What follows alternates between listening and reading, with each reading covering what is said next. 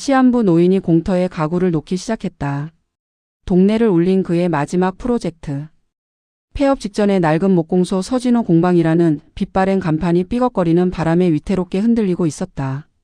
10년 넘게 이곳을 지켜온 30 남짓의 젊은 목수 서진호는 톱밥 먼지가 희뿌옇게 내려앉은 작업대 위에 아무렇게나 쌓인 독촉장들을 무심하게 응시했다. 전기요금, 수도요금, 그리고 몇 달째 밀린 월세 독촉장. 붉은 글씨로 찍힌 최종 통보라는 문구가 그의 시야를 온통 점령하는 듯 했다.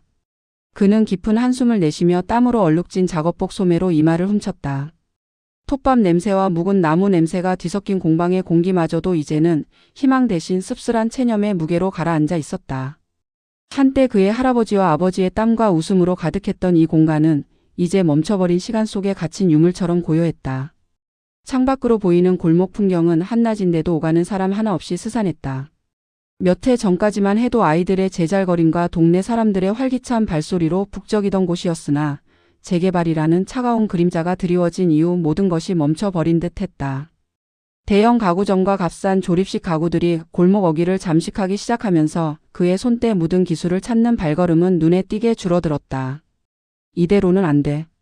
수없이 되뇌었던 말이었지만 막상 무엇을 어떻게 해야 할지 알 수 없었다.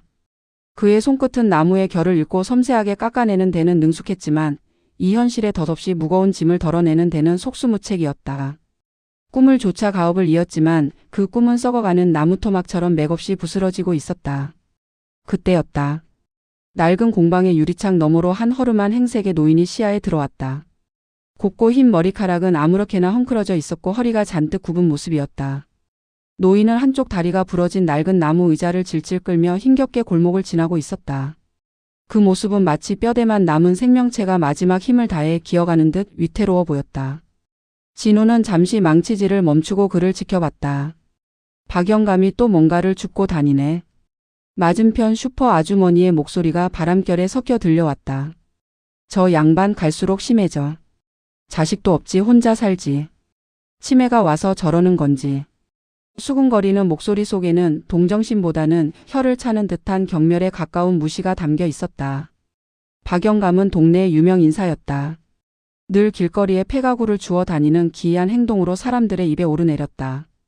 진우 역시 그를 그저 동네의 골칫덩이 혹은 불쌍하지만 어쩔 수 없는 치매 노인쯤으로 여겨왔다. 당장 자신의 코가 석자인데 남의 이상한 행동에 신경 쓸 여유가 없었다. 그는 서둘러 고개를 돌리고 자신의 일에 집중하려 애썼다. 며칠 뒤 진호는 재료를 사러 가던 길에 동네 공터 옆을 지나치게 되었다.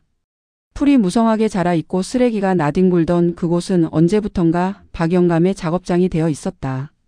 오늘도 어김없이 박영감은 그곳에 있었다. 그런데 그의 행동은 이전과는 사뭇 달랐다. 주워온 낡은 서랍장과 다리 부러진 테이블, 등받이가 찢어진 소파를 마치 정교한 퍼즐 조각처럼 이리저리 옮겨가며 배치하고 있었다. 그 모습은 단순히 쓰레기를 모으는 행위가 아니었다. 마치 보이지 않는 공간에 벽을 세우고 문을 달고 방을 꾸미는 듯한 기묘한 열정이 느껴졌다. 손놀림은 느렸지만 그 눈빛은 형형하게 빛나고 있었다. 그는 낡은 천 조각으로 먼지를 닦아내고 손으로 가구의 표면을 쓸어내리며 무언가에 깊이 몰입하는 듯했다. 진우는 차마 발걸음을 떼지 못하고 한참을 그 광경을 지켜봤다. 저 노인 대체 뭘 하려는 걸까? 이해할 수 없는 행동이었지만 그 속에는 단순히 치매라고 치부하기 어려운 무언가가 있었다.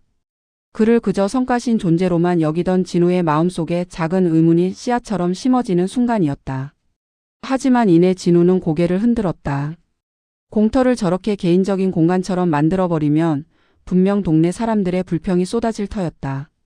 가뜩이나 어려운 공방 형편의 괜한 시비에 휘말리고 싶지 않았다. 그는 서둘러 발걸음을 옮겼다. 하지만 공터에 서 있던 박영감의 뒷모습은 왠지 모르게 그의 내리에서 쉽게 지워지지 않았다.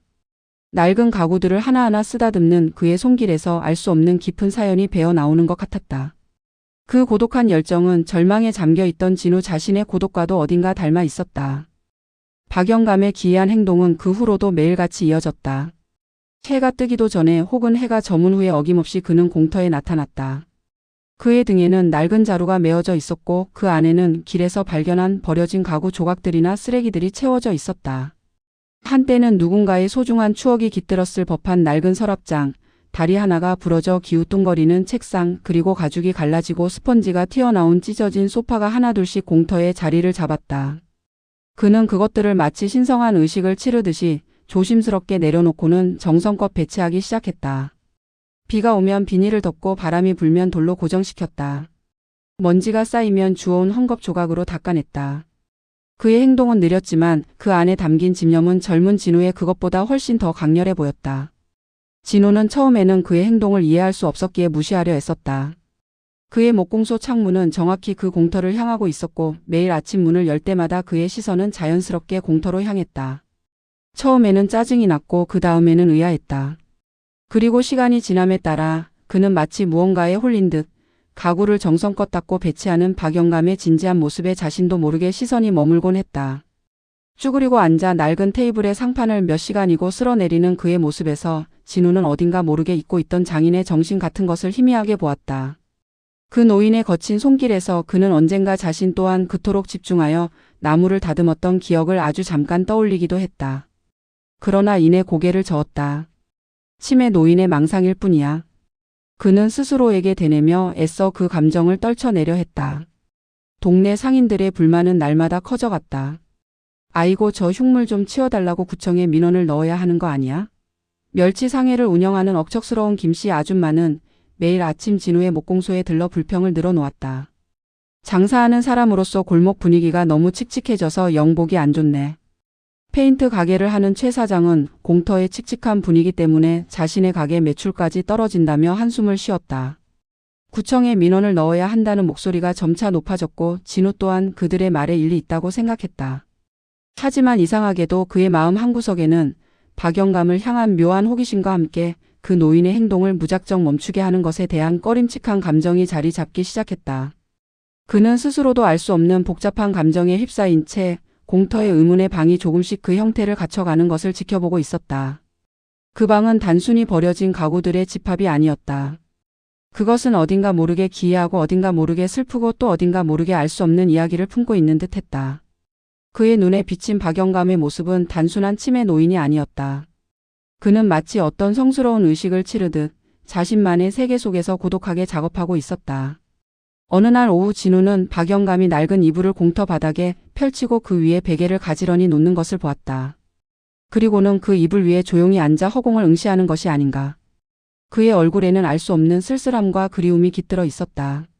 마치 그 자리에 누군가가 함께 앉아 있는 것처럼 그는 미소를 짓기도 하고 고개를 끄덕이기도 했다. 진우는 그 모습을 보며 등골에 오한이 스치는 것을 느꼈다. 저 노인이 도대체 무엇을 보고 있는 걸까? 무엇을 위해 저토록 필사적으로 이 방을 만들고 있는 걸까? 진우는 박영감의 행동을 더 이상 무시할 수 없었다. 그의 존재는 낡고 먼지 쌓인 목공소에 갇혀 지내던 진우의 무기력한 삶에 예측 불가능한 변수처럼 던져졌다. 그는 밤늦도록 잠 못 이루고 천장을 바라봤다. 독촉장과 폐업의 그림자가 여전히 그를 짓눌렀지만 이제는 박영감과 그의 방이 그 그림자 사이로 비집고 들어와 진우의 마음을 휘젓기 시작했다. 알 수 없는 호기심과 함께 어렴풋한 불안감이 진우의 가슴속에 싹트기 시작했다. 이 알 수 없는 노인의 이야기가 과연 자신의 삶에 어떤 영향을 미치게 될까? 진우는 그 질문에 대한 답을 알지 못했다. 그저 이 골목의 스산한 밤 공기 속에서 낡은 가구들로 이루어진 의문의 방만이 묵묵히 자신의 존재를 드러내고 있을 뿐이었다. 무더운 여름날의 끈적한 습기가 도시 전체를 휘감던 밤이었다. 천둥 소리가 멀리서부터 으르렁거리며 다가왔고 번개가 도시의 회색 하늘을 찢을 때마다 진우의 목공소 안은 잠시 성광에 잠겼다가 이내 더욱 짙은 어둠 속으로 가라앉았다. 독촉장의 붉은 글씨가 번갯불에 비칠 때마다 진우의 가슴은 더욱 조여드는 듯했다. 그는 낡은 침대에 누워 잠 못 이루고 뒤척였다. 에어컨은 고장난 지 오래였고 선풍기조차 소리만 요란할 뿐 더위를 식혀주지는 못했다. 불안감과 불확실한 미래가 그를 짓눌렀다.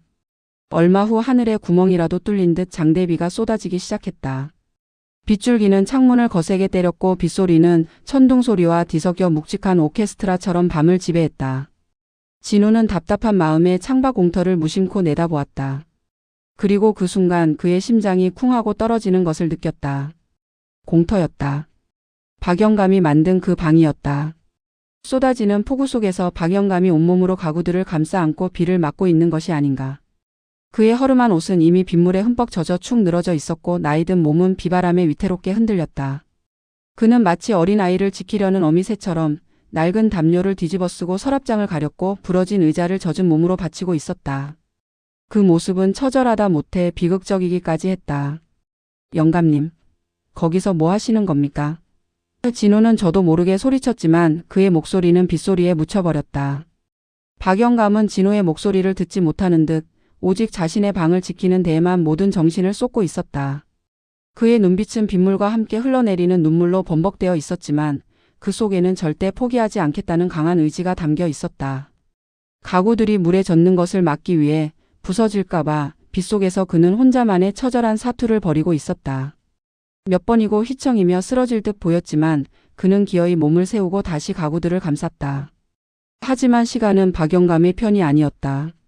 거센 바람과 빗줄기는 노인의 연약한 육체를 가차없이 몰아붙였다. 위태롭게 버티던 박영감의 몸이 결국 균형을 잃고 빗물 고인 바닥으로 쿵 소리를 내며 쓰러졌다. 그의 손에서 낡은 담요가 미끄러져 떨어졌고 빗물은 가차없이 가구들을 적셨다. 진호는 그 모습을 본 순간 망설일 틈도 없이 자신도 모르게 빗속으로 뛰쳐나갔다. 그의 발은 낡은 슬리퍼 차림이었지만 빗물 웅덩이를 첨벙이며 공터를 향해 달렸다. 머릿속에는 오직 하나의 생각뿐이었다. 저 노인을 그냥 두고 볼 수 없어. 차가운 빗물이 진호의 얼굴과 몸을 강타했지만 그는 아랑곳하지 않았다. 쓰러진 박영감의 옆에 다가가 무릎을 꿇었다. 박영감은 차가운 빗물 속에서 미동도 하지 않았다. 그의 창백한 얼굴에는 고통과 함께 깊은 절망이 드리워져 있었다. 진호는 급히 그를 부축하려 했지만 그의 몸은 빗물에 젖어 무겁고 차가웠다. 진호는 필사적으로 그를 일으켜 세우려 애썼다. 결국 진호는 온몸을 다해 박영감을 일으켜 세웠다. 축 늘어진 노인의 몸을 지탱하며 진호는 박영감을 목공소 안으로 간신히 옮겼다.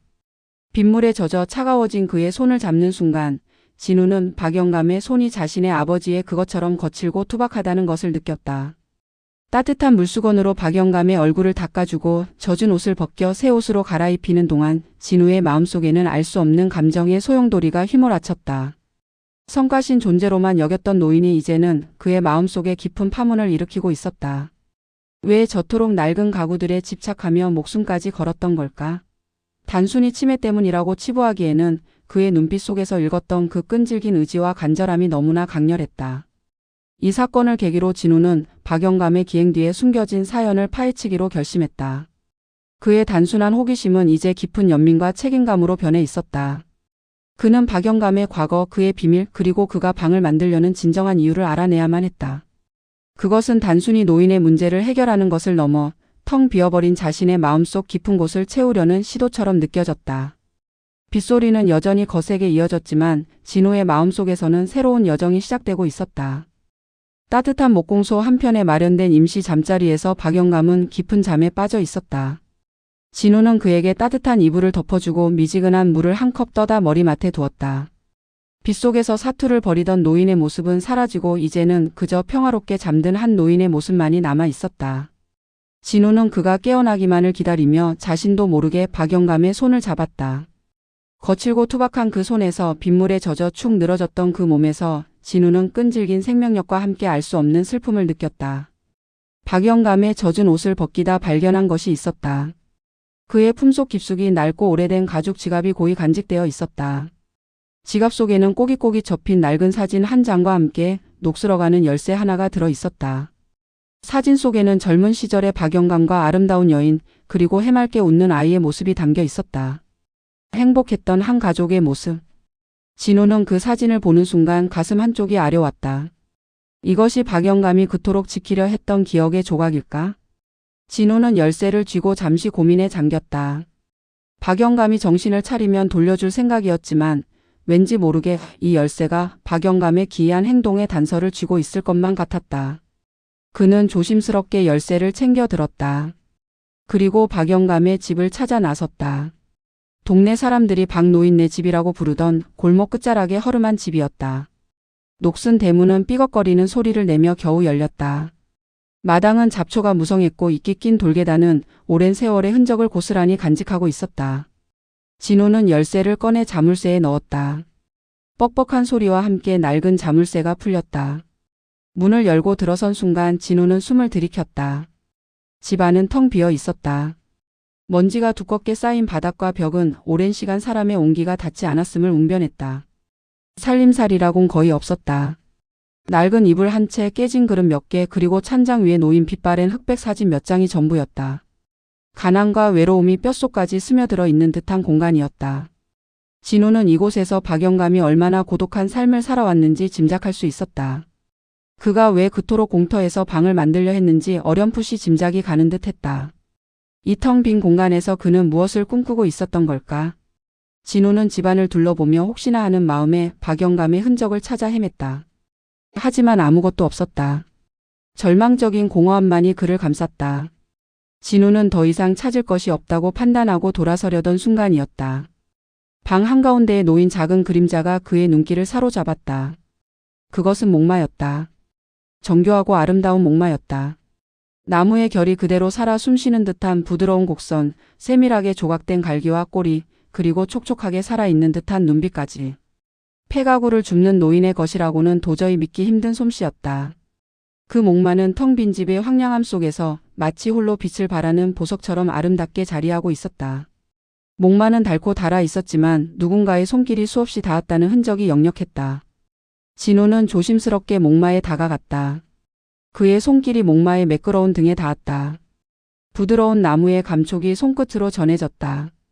진우는 목마를 쓰다듬으며 한참을 멍하니 서 있었다. 이 목마는 단순한 장난감이 아니었다. 이 목마는 박영감의 과거를, 그의 숨겨진 재능을, 그리고 그가 짊어진 슬픔을 말해주고 있었다. 공터에서 그토록 필사적으로 만들려 했던 방과 이 목마는 분명 어떤 연결고리가 있을 터였다. 진우는 목마를 보며 박영감에 대한 모든 편견을 지워냈다. 그는 단순한 치매 노인이 아니었다. 그는 장인이었다. 그리고 어떤 깊고 아픈 사연을 간직한 사람이었다. 그의 기이한 행동은 어쩌면 이 목마처럼 슬픔과 아름다움이 뒤섞인 어떤 간절한 염원의 표현일지도 몰랐다. 진우는 목마를 조심스럽게 품에 안았다. 그리고 목공소로 향하는 그의 발걸음은 이제 막 닫혀있던 거대한 문을 열고 새로운 진실을 향해 나아가는 듯했다. 목공소의 희미한 작업등 아래에서 박영감은 마침내 눈을 떴다. 그의 시선은 천천히 목공소 안을 후었다. 톱밥 냄새, 낡은 공구들, 그리고 그 모든 것들 속에 서 있는 진우의 얼굴을 마주했다.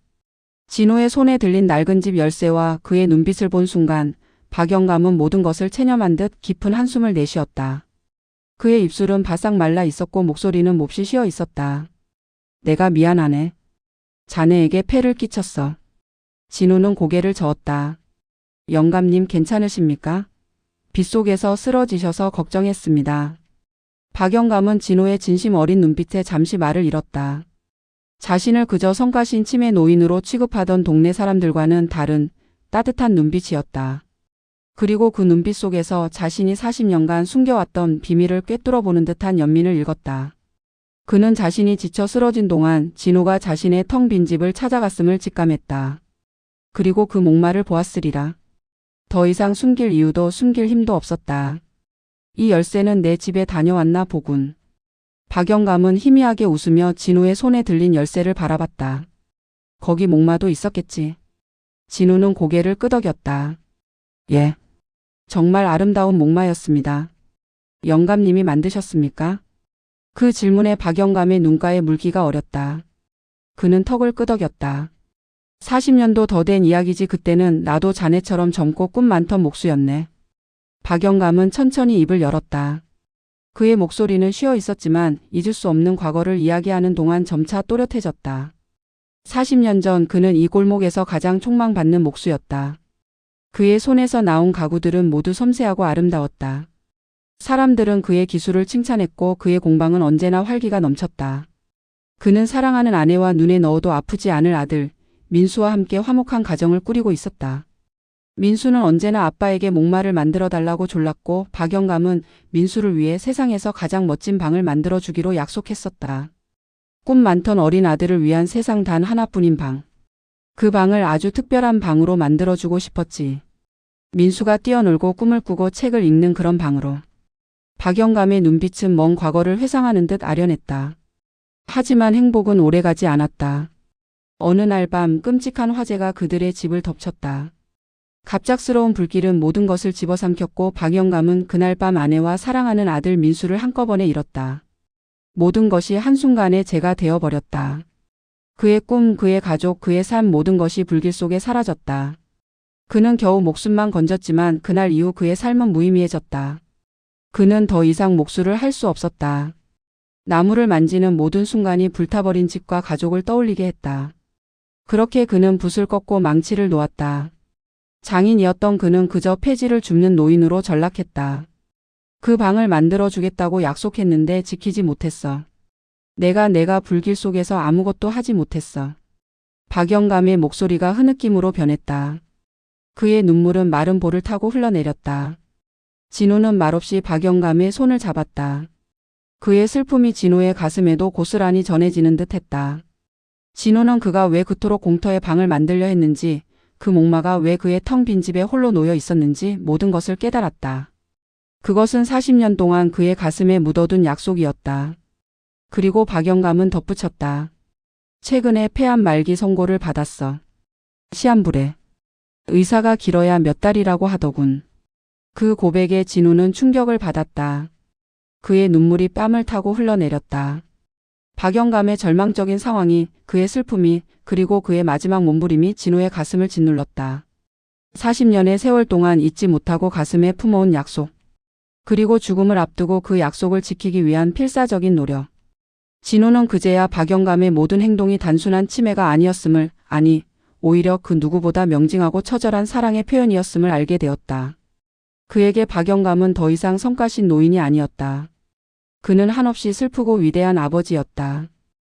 박영감의 고백은 낡은 목공소 안을 무겁게 채웠다. 그의 목소리에는 40년 세월의 한과 후회, 그리고 사랑하는 아들을 향한 사무치는 그리움이 담겨 있었다.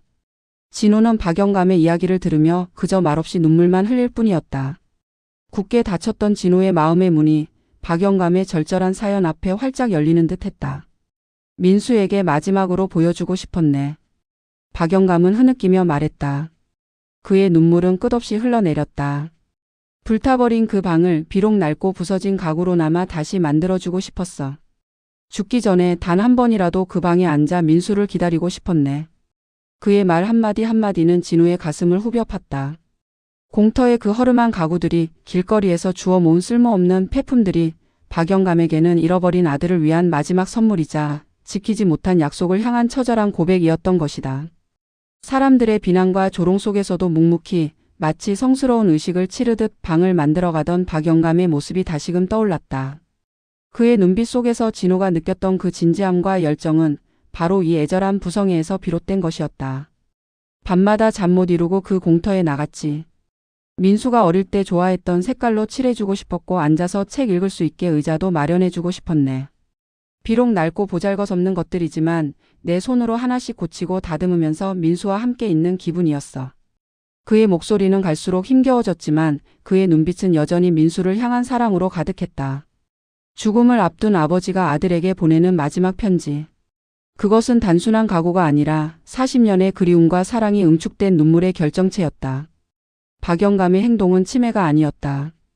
오히려 그 누구보다 선명한 기억과 사랑으로 점철된 한 아버지의 처절한 몸부림이자 헌신이었다. 진호는 박영감의 이야기를 들으며 자신이 그동안 얼마나 편협하고 이기적인 시선으로 세상을 바라봤는지 깨달았다. 당장의 현실적인 어려움에 갇혀 타인의 아픔과 숨겨진 사연에는 눈길조차 주지 못했던 자신의 모습이 부끄러웠다. 폐업 직전에 목공소를 부여잡고 좌절하던 자신의 모습이 박영감의 거대한 슬픔 앞에선 한없이 작아 보였다. 진우는 고개를 숙였다. 뜨거운 눈물이 뚝뚝 떨어져 낡은 나무 바닥에 스며들었다. 영감님, 제가 너무 어리석었습니다. 아무것도 모르고. 박영감은 희미하게 웃으며 진우의 어깨를 토닥였다. 그의 손은 따뜻했지만 그 무게는 진우의 가슴을 더욱 묵직하게 만들었다. 괜찮네. 아무도 이해해 주지 못할 거라 생각했어. 그저 내가 미쳐가는 거라고 그렇게 생각했겠지. 아닙니다, 영감님. 이건 미친 게 아닙니다. 세상에서 가장 아름다운 사랑입니다. 진우는 울먹이며 말했다. 민수도 분명히 아실 겁니다. 영감님의 마음을. 두 남자는 한참 동안 말없이 눈물을 흘렸다. 낡은 목공소 안에는 톱밥 냄새와 함께 슬픔과 연민 그리고 잃어버린 것에 대한 그리움이 가득 채워졌다. 진우는 박영감의 손을 꼭 잡았다. 이제 그는 박영감의 사연을 알았다. 그리고 그는 이 노인이 남은 생의 마지막 약속을 지킬 수 있도록 자신이 할 수 있는 모든 것을 다하리라 다짐했다. 텅 비었던 진우의 마음속에 박영감의 슬픔과 함께 새로운 의지가 싹트기 시작했다. 진우의 마음속에는 박영감의 슬픈 사연이 폭풍처럼 휘몰아쳤다. 그동안 자신을 짓누르던 폐업의 무게도 노인의 마지막 소원 앞에서는 한없이 가벼워지는 듯했다. 진우는 박영감의 손을 잡고 다짐했다. 이 절절한 부성애를, 이 숭고한 약속을 결코 혼자 지키게 두지 않겠다고. 그는 공터에 쓰러져 있던 박영감을 보고 무작정 뛰쳐나갔던 그날 밤처럼 이제는 망설임 없이 행동하기로 했다. 그는 동네 상인들을 찾아갔다.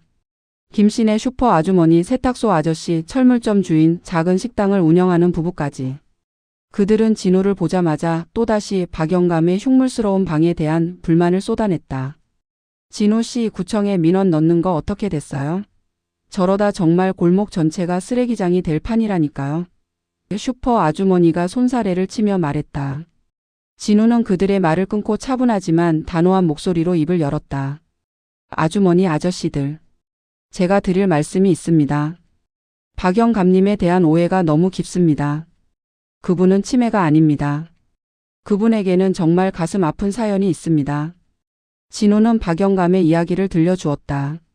40년 전 촉망받던 목수였던 그가 사랑하는 아내와 아들 민수를 화재로 잃고 모든 것을 포기해야만 했던 비극적인 과거를, 그리고 죽음을 앞두고 아들에게 세상에서 가장 멋진 방을 만들어주겠다는 마지막 약속을 지키기 위해 폐가구들을 모아 공터에 방을 만들고 있었다는 것을. 그의 목소리에는 박영감을 향한 진심 어린 연민과 함께 이웃들에게 진실을 알리고자 하는 간절함이 담겨 있었다. 처음에는 상인들의 표정에 불신과 냉소가 가득했다.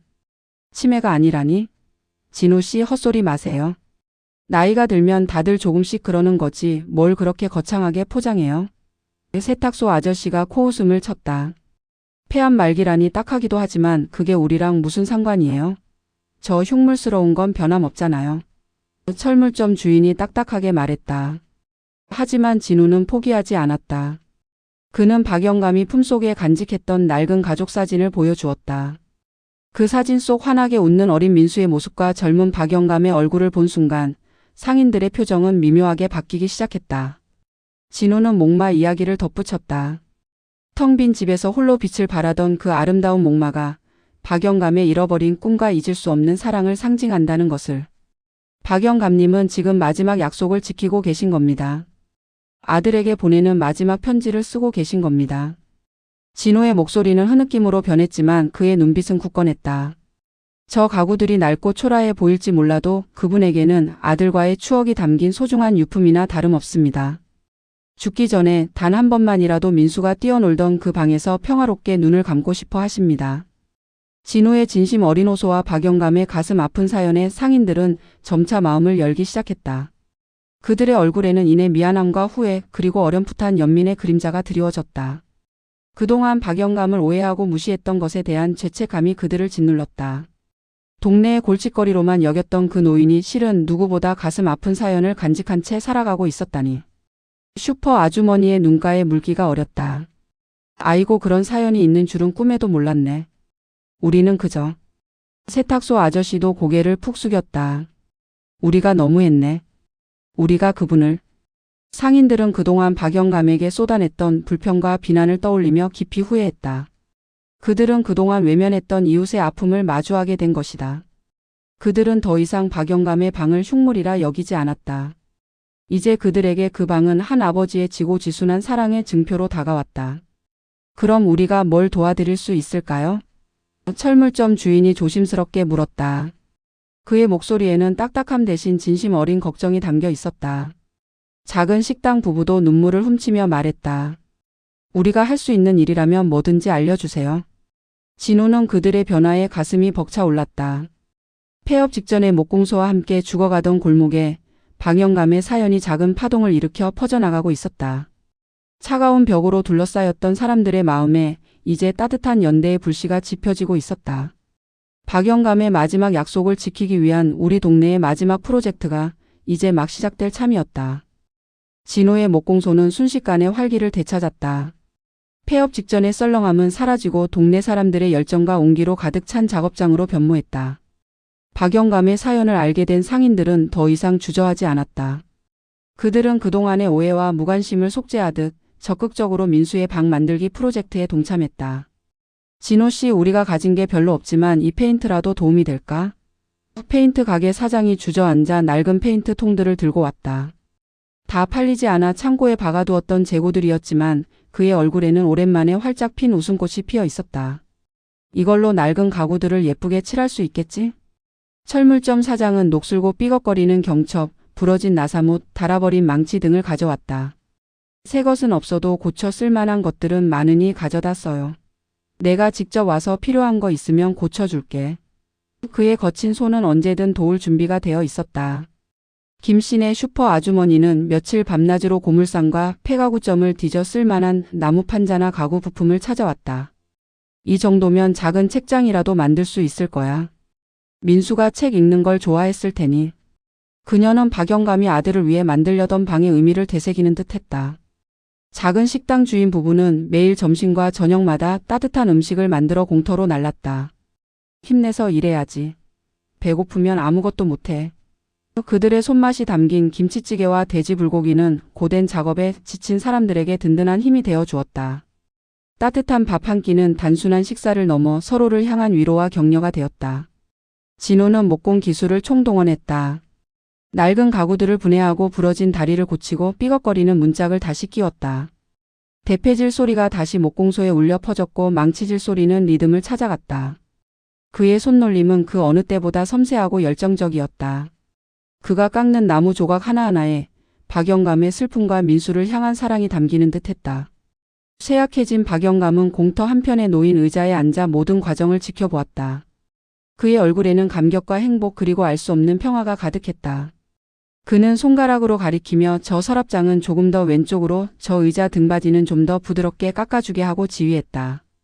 그의 지시는 구체적이고 섬세했으며 마치 자신이 직접 방을 만들 때의 기억을 되살리는 듯했다. 진호는 박영감의 눈빛 속에서 과거 장인으로서의 빛나는 재능을 보았다. 공터는 더 이상 흉물스러운 쓰레기장이 아니었다. 사람들의 온기와 땀 그리고 웃음소리로 가득 찬 희망의 작업장으로 변모했다. 낡은 가구들은 사람들의 손길 아래에서 서서히 제 모습을 찾아갔다. 부러진 다리는 튼튼한 새 나무로 교체되었고 찢어진 소파는 깨끗한 천으로 덮였다. 칙칙했던 색깔들은 밝고 따뜻한 색으로 다시 태어났다. 이웃들은 서로에게 이야기를 건네고 웃고 농담을 주고받았다. 그들은 박영감의 사연을 통해 잊고 지냈던 이웃의 소중함을 깨달았다. 한 사람의 아픔이 공동체 전체를 움직이는 거대한 힘이 된 것이다. 메마르고 각박했던 골목에 사람들의 온정이 다시 꽃피기 시작했다. 진호는 밤늦게까지 공구들을 정리하며 생각에 잠겼다. 텅 비었던 목공소가 사람들로 북적이고 그의 손은 잊고 지냈던 장인의 열정으로 가득 찼다. 그는 박영감 덕분에 자신이 잃어버렸던 삶의 의미와 열정을 되찾고 있었다. 민수의 방은 박영감에게 아들을 위한 마지막 선물이자 약속이었지만 진호와 이웃들에게는 잃어버렸던 마음을 되찾고 공동체를 다시 연결하는 소중한 매개체가 되고 있었다. 공터의 밤은 별빛 아래에서 사람들의 이야기와 꿈으로 반짝이고 있었다. 며칠 밤낮의 땀과 노력 그리고 진심이 모여 마침내 민수의 방이 완성되었다. 공터는 더 이상 흙먼지 날리는 황량한 곳이 아니었다. 한 폭의 따뜻한 그림처럼 아늑하고 아름다운 공간으로 탈바꿈했다. 진호의 손끝에서 재탄생한 가구들은 저마다의 이야기를 품고 빛나고 있었다. 부러진 다리를 고쳐 세운 작은 책상은 낡은 나무의 결을 그대로 드러낸 채 견고하게 서 있었고 찢어졌던 소파는 부드러운 파스텔톤 천으로 새롭게 단장되어 아늑한 자태를 뽐냈다. 삐걱거리던 서랍장은 매끄럽게 열리고 닫히며 그 안에는 민수가 좋아했을 법한 그림책들이 가지런히 놓여 있었다. 페인트 가게 사장이 가져온 색색의 페인트는 낡은 벽과 가구에 생기를 불어넣었고 철물점 사장의 손에서 고쳐진 경첩들은 매끄럽게 움직였다. 방 한가운데에는 진호가 특별히 만든 작은 흔들의자가 놓여 있었다. 박영감이 주워온 낡은 의자의 팔걸이와 등받이에 진호가 정성껏 깎고 다듬은 나무 조각들을 덧대어 완성한 것이었다. 그 위에는 김씨네 슈퍼 아주머니가 직접 뜨개질한 따뜻한 담요가 덮여 있었다. 모든 가구에는 동네 사람들의 따뜻한 마음이 고스란히 스며들어 있었다. 이웃들은 완성된 방 앞에 모여들었다. 그들은 자신들의 손으로 이뤄낸 작은 기적 앞에서 감격의 눈물을 흘렸다. 이 방은 단순한 가구들의 집합이 아니었다. 그것은 40년 동안 잊힌 약속과 잃어버린 아이를 향한 아버지의 사랑, 그리고 그 사랑에 공감하고 연대하는 이웃들의 진심이 빚어낸 결정체였다. 쇠약해진 박영감은 진우의 부축을 받으며 방 안으로 들어섰다. 그의 눈빛은 흔들렸지만 그 속에 담긴 감격은 이루 말할 수 없었다. 그는 천천히 방 안을 둘러보았다. 자신이 폐가구를 주워 쌓아 올리던 그 모습과는 비교할 수 없는 완벽하게 아름다운 민수의 방이었다. 민수야, 여기가 내 방이란다. 박영감은 희미하게 미소 지으며 중얼거렸다. 그의 눈에는 마치 어린 민수가 그 방에서 뛰어놀고 책을 읽고 목마를 타는 모습이 보이는 듯 했다. 그는 천천히 흔들 의자에 몸을 기댔다. 따뜻한 담요가 그의 마른 몸을 감쌌다. 흔들 의자가 삐걱거리는 소리를 내며 나지막이 흔들렸다. 그는 마치 아들 민수와 함께 앉아 이야기를 나누는 듯 허공을 향해 인자한 미소를 지었다. 고맙네, 정말 고마워. 박영감은 진우를 향해 희미한 목소리로 말했다. 그의 눈에는 감사의 눈물이 가득했다. 약속을 지켰다는 안도감, 그리고 민수를 향한 사랑을 비로소 완성했다는 평화로움이 그의 얼굴에 가득했다. 그는 이웃들을 향해서도 고개를 끄덕이며 감사의 마음을 전했다. 모든 사람들의 얼굴에는 눈물과 함께 따뜻한 미소가 번졌다. 슬픔과 아름다움이 공존하는 순간이었다. 그날 밤 박영감은 민수의 방에서 모두의 곁에서 평화롭게 눈을 감았다. 흔들 의자에 앉은 채 마치 깊은 잠에 빠진 듯 온화한 미소를 띠고 있었다. 그의 얼굴에는 더 이상 40년의 슬픔이나 죽음을 앞둔 두려움 같은 것은 찾아볼 수 없었다. 오직 사랑하는 아들과의 행복한 재회만이 그에게 가득한 듯 했다. 사람들은 말없이 그의 곁을 지켰다. 그의 마지막 순간이 그토록 평화로울 수 있었던 것은 그가 마침내 사랑하는 아들에게 마지막 편지를 쓰고 40년의 약속을 지켰기 때문이었다. 민수의 방은 세상에서 가장 슬픈 사연을 담고 있었지만 동시에 세상에서 가장 아름다운 사랑과 희망을 품은 방으로 남게 되었다. 박영감이 떠난 후 민수의 방은 골목의 상징이 되었다. 이제 그곳은 더 이상 슬픔의 공간이 아니었다. 박영감의 평화로운 죽음과 이웃들의 따뜻한 마음이 어우러져 민수의 방은 놀랍게도 동네 아이들의 웃음소리가 끊이지 않는 놀이터이자 쉼터가 되었다. 아이들은 그 흔들 의자에 앉아 상상의 나래를 펼쳤고 낡은 책상에 앉아 그림을 그리며 꿈을 키웠다. 소파는 아이들의 비밀 아지트가 되었고 방은 언제나 아이들의 활기찬 에너지로 가득 찼다. 박영감이 아들 민수를 위해 꿈꾸었던 방이 40년이 지나 마침내 현실이 된 것이다. 민수의 방에서 일어난 이 기적 같은 이야기는 입소문을 타고 멀리까지 퍼져나갔다. 사람들은 저마다의 사연이 담긴 낡은 가구들을 고치기 위해 진우의 목공소를 찾기 시작했다. 망가진 장롱, 오래된 식탁, 추억이 담긴 흔들의자, 그들은 단순히 가구를 고치러 온 것이 아니었다. 그들은 진우의 목공소에서 따뜻한 이야기와 공감, 그리고 치유를 찾았다. 폐업 직전의 낡은 목공소는 문전성시를 이루었다. 진우는 밤낮 없이 가구를 고치고 만들었다. 그의 손은 이전보다 훨씬 능숙하고 섬세해졌다. 그는 이제 가구를 단순히 고치는 것을 넘어 가구에 깃든 사람들의 사연과 추억을 복원하는 장인이 되었다. 사람들은 진우 씨에게 맡기면 우리 가구에 다시 생명을 불어넣어줄 거야 라고 입을 모았다. 죽어가던 골목은 사람들의 발길과 이야기로 활기를 되찾았다. 텅 비어 있던 상점들에는 다시 불이 켜졌고 닫혔던 문들은 다시 열렸다. 김씨네 슈퍼는 손님들로 북적였고 세탁소 아저씨는 밀려드는 빨랫감에 행복한 비명을 질렀다. 철물점에는 끊이지 않는 수리 문의가 이어졌고 식당 부부는 더 이상 배고픈 이웃이 없도록 매일같이 맛있는 음식을 만들어냈다. 이웃들은 더 이상 서로에게 무관심하지 않았다. 박영감의 사연을 통해 맺어진 연대는 더욱 굳건해졌고 골목 전체에 따뜻한 온기가 흘러넘쳤다. 진우는 민수의 방에서 뛰노는 아이들을 보며 박영감이 남긴 것이 단순한 방이 아니었음을 깨달았다. 그것은 사람과 사람의 마음을 이어주고 잊고 지냈던 이웃의 소중함을 일깨워준 기적이었다. 절망에 빠져 폐업을 고민하던 자신에게 박영감은 삶의 의미와 열정을 다시 선물해 주었다. 죽음을 앞두고 마지막 약속을 지키려 했던 한 노인의 처절한 사랑이 메마른 골목에 새로운 생명을 불어넣고 잃어버렸던 공동체의 따뜻함을 되살린 것이다. 진우는 낡은 목공소 작업대 위에 새로 만들어진 작은 목마를 올려두었다. 박영감의 목마를 본떠 만든 세상에서 두 번째로 아름다운 목마였다. 그는 목마를 쓰다듬으며 조용히 미소 지었다. 그의 눈에는 박영감을 향한 존경과 감사 그리고 희망이 가득했다. 이 골목은 이제 박영감과 민수의 이야기가 살아 숨쉬는 영원히 활기 넘치는 곳이 될 것이다. 그리고 진우는 그 이야기의 중심에서 낡은 가구에 새 생명을 불어넣고 사람들의 마음을 잇는 진정한 장인으로 살아가리라 다짐했다.